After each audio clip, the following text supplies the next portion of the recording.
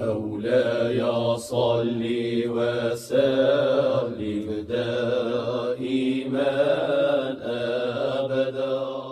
So as Muslims, we affirm that integral to your belief is not only to believe in the oneness of God, but to believe in the final messenger of God, the Prophet Muhammad, peace and blessings be upon him. The testification of faith is La ilaha illallah Muhammadun Rasulullah. There is no God but God, and Muhammad is the messenger of God. Why is this part integral? Why couldn't someone just say, I believe in one God, and that's it?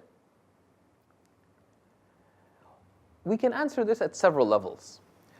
One level is that belief in God is a matter of reality and truth, not simply a matter of what I feel like.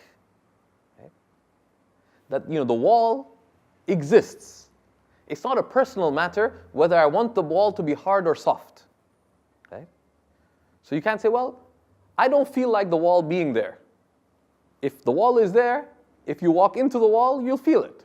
Similarly, reality has certain characteristics, and we deal with reality as it is. Similarly, God has made things a certain way, and we affirm that it is God who has chosen to send prophets.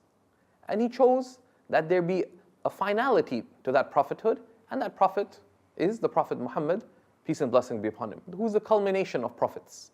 Right? So it is God who has made it incumbent upon us to believe in the messenger of God. Right? Because God did not have to create creation. He chose to create creation.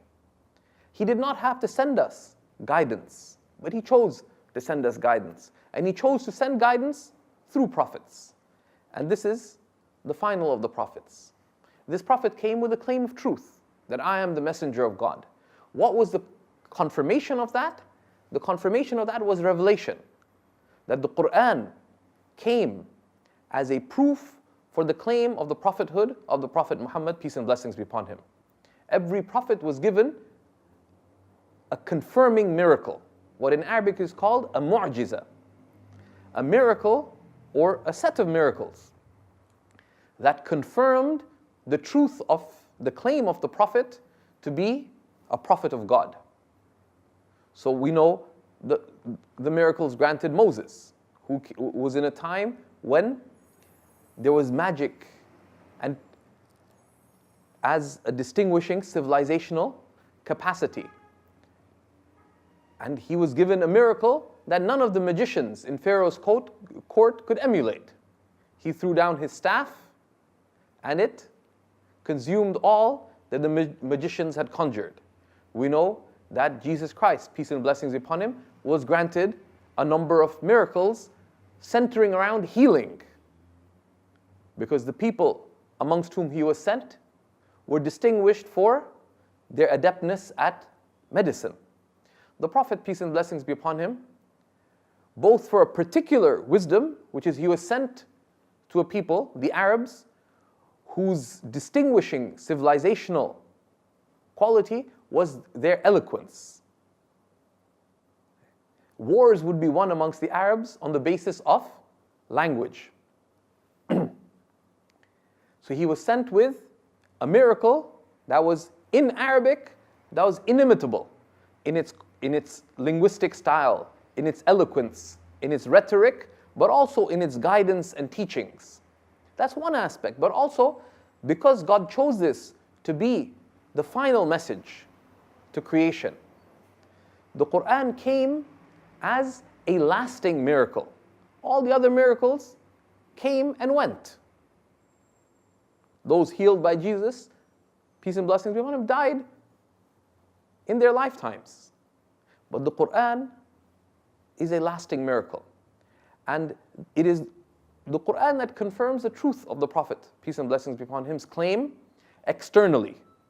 That he came with this Quran and it's undeniably from God. How do we discover that? Open it and read it. It opens with a clear claim. Alif Lam Mim. ذَلِكَ الْكِتَابُ لَا رَيْبَ فِيهِ. Alif Lam Mim. This indeed is the book in which there is no doubt. هُدًى لِلْمُتَّقِينَ. It is guidance for any seeking mindfulness of God. How do you discover that? Discover it by opening it. And feel its power, its eloquence, its clarity, its cogence, its beauty, and the marvelous guidance that it contains. But also, another aspect of the truth of the Prophet, peace and blessings be upon him's claim, is his own person and conduct and character. He lived a lifetime amongst his people before revelation came to him. Revelation came to the Prophet, peace and blessings be upon him, at the age of 40, which at that time was a lifetime. A lot of people would die in their 20s, young, but also as adults. They'd die in their 20s and 30s and 40s. 40 was someone was now entering older age. So he lived a whole lifetime. They knew his childhood, his youth, his early adulthood, his maturity. And no one who knew him would accept any claim that he was a liar, because he exemplified truthfulness and trustworthiness even before revelation came to him. So immediately when revelation came, he went to his wife and she said, God would never let you down because you are truthful, you are upright, you take care of the poor and the orphan and the needy. Right?